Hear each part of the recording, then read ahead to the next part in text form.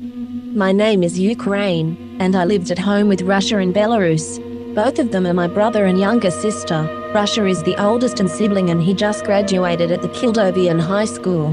Belarus graduated at middle school and heading to 9th grade where my older brother's school is. It's not far, but obviously take the bus. Our father said it's uncomfortable to stay in the bus with strangers, but we brushed the words of our minds and went anyway. One day we were playing outside when we heard something that we never heard down the neighborhood. It was coming from behind the bus stop.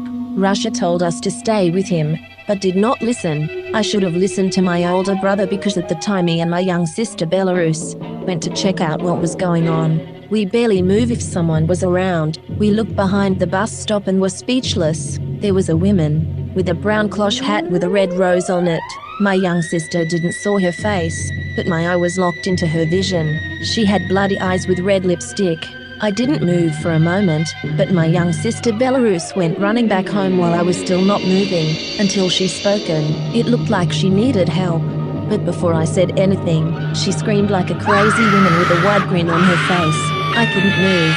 I began to feel goosebumps under my whole body of my skin. She kept screaming until suddenly, she disappeared out of thin air. I started crying and went back home to tell my brother everything what I witnessed. When I got back home, I told Russia the whole event I saw from that dark blue woman from yesterday. Russia replied that he knows that woman. She had a mental breakdown with her husband back in 2001 when the police were called to find something was wrong. If they heard a scream, people said it came from the house front of them, but no one was allowed in that house. The place was rusted with old plans and people on the wall.